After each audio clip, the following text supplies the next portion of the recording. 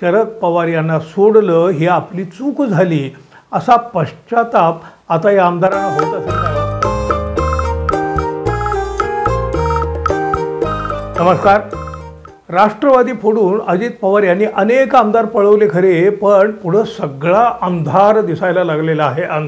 या आमदार मंडळींना जे त्यांच्यासोबत गेले आणि आमदार मंडळीची म्हणजे जे अजितदादाच्या सोबत गेलेली जी आमदार मंडळी त्यांची आता गोची झालेली आहे. लोकसभेत अजितदादांच्या पक्षाला ऐतिहासिक आपटी खावी लागली. विधानसभेत देखील यापेक्षा अधिक काही वेगळं घडेल असं कुणालाही वाटत नाही सध्या तरी. महायुतीमध्ये राहून साधी उमेदवारी तरी मिळेल की नाही याची चिंता आहे हो. निवडून येणं वगैरे तर ते दूरची गोष्ट. त्यामुळे अजित पवार यांच्या अनेक आमदारांची चुळबुळ आधीच सुरू झालेली आहे. काही छुपे काही उघड काही बोलतात, काही कोणाच्या भेटी घेत नाही सुटलेल्या आहेत ना. निवडणूक जशी जवळ येते ना तशी ही चुळबुळ आता वाढायला लागलेली आहे. महाराष्ट्र गद्दारीला खपवून घेत नाही हा महाराष्ट्राचा इतिहास आहे. अनेक वेळा हे दिसून देखील आलेलं आहे. शरद पवार यांच्या मनाला जखमा झाल्या हो राष्ट्रवादी फोडल्यानंतर, अजित पवारांनी आमदार पळवल्यानंतर. पण त्यांच्या वेदना, या सगळ्या जखमांच्या वेदना महाराष्ट्राला झालेल्या आहेत. लोकसभेत लोकांनी हे दाखवून देखील दिलं आहे. विधानसभा निवडणुकीची चाहूल लागताच इच्छुक आमदार नेत्यांची लगबग सुरू झाली आहे आता. दोन पक्ष फुटल्यामुळे लोकसभेला मोठी चुरस निर्माण झालेली होती. आता विधानसभेला देखील उद्धव ठाकरे, शरद पवार यांना सोडून गेलेल्या आमदारांच्या मनात चांगलीच धाकधूक सुरू झाली आहे.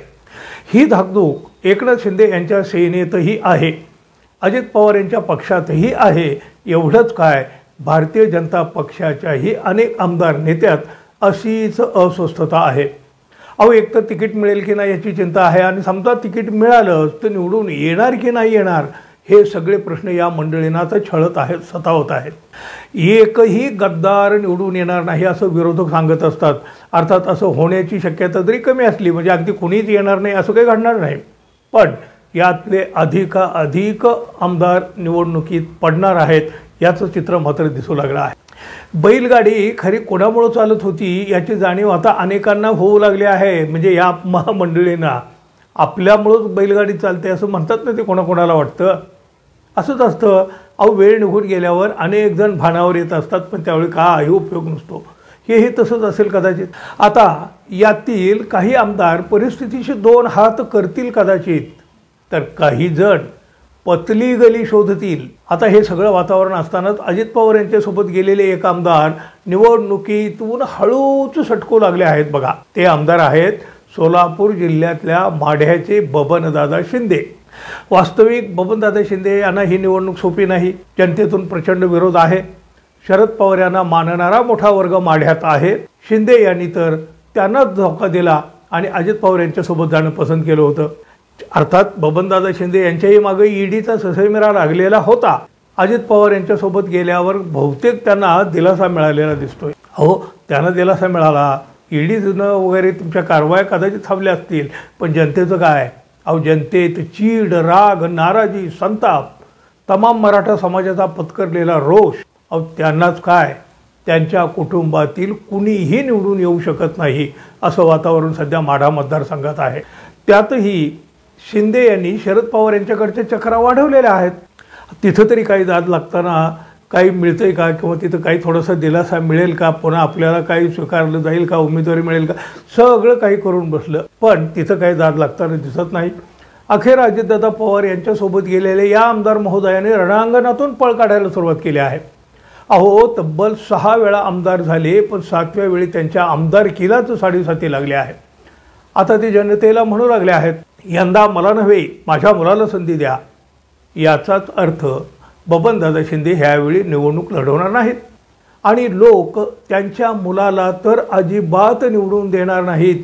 मराठा समाजाने तर त्यांना मागे एकदा इंगा दाखवलेला आहे. लोक विसरत नाहीत. लोकांनी हे सगळं लक्षात ठेवलेलं आहे. मतदारसंघातल्या एका गावातून तर मराठा समाजाने त्यांना बाहेरचा रस्ता दाखवला होता. अगदी अलीकडचीच घटना आहे, लोकांच्या चांगली लक्षात आहे. आता पंढरपूर तालुक्यातल्या विकास कामाच्या उद्घाटनाच्या वेळी या आमदार बबनदादा शिंदे यांनी आपल्या मुलासंदर्भाची घोषणा केलेली आहे. माझ्याऐवजी माझ्या मुलाला म्हणजे रणजित शिंदे यांना संधी द्या. रणजितला संधी देताना तो कसा काम करतो ते पहा. काम नाही आवडलं तर पुढच्या वेळी त्याला मत द्यायचं का नाही ते ठरवा, मग पुढच्या वेळी वेगळा विचार करावा, असं आता हे बबनदादा म्हणू लागले आहेत. म्हणजे यावेळी तर त्यांना निवडून द्याच आणि त्यानंतर त्यांचं काम बघा आणि पुढच्या वेळी ठरवा.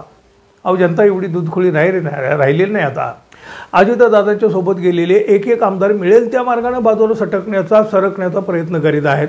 त्यात आता या आमदारांनी तर जाहीरपणे आपल्या मनातला निर्णय सांगितला. बबनदादा शिंदे यांनी शरद पवार यांच्या भेटी घेतलेल्या आहेत, बऱ्याचदा चक्रा मारलेल्या आहेत. शरद पवार अनुकूल असते तर कदाचित शिंदे यांनी असा निर्णय घेतलाही नसता, पण आता आपल्या मुलासाठी त्यांना धावपळ करावी लागत आहे. शरद पवार यांनी जर या बबनदादा शिंदे यांना सगळं काही दिलं होतं तर मग त्यांना का सोडलं? अहो, आमदार शिंदे यांनी शरद पवारांना सोडलं, अजित पवार यांच्यासोबत गेले आणि आता राजकारणातूनच पळ काढण्याची वेळ त्यांच्यावर आली. अहो, आणखी किती आमदार अशा प्रकारे पळून जातात हे आगामी काळात दिसेलच. शरद पवार यांना सोडलं, ही आपली चूक झाली असा पश्चाताप आता या आमदारांना होत असेल काय हो? तुम्हाला काय वाटतं? जरूर कळवा.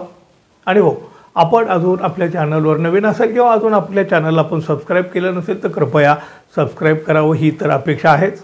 धन्यवाद. पुन्हा भेटू. तोपर्यंत नमस्कार.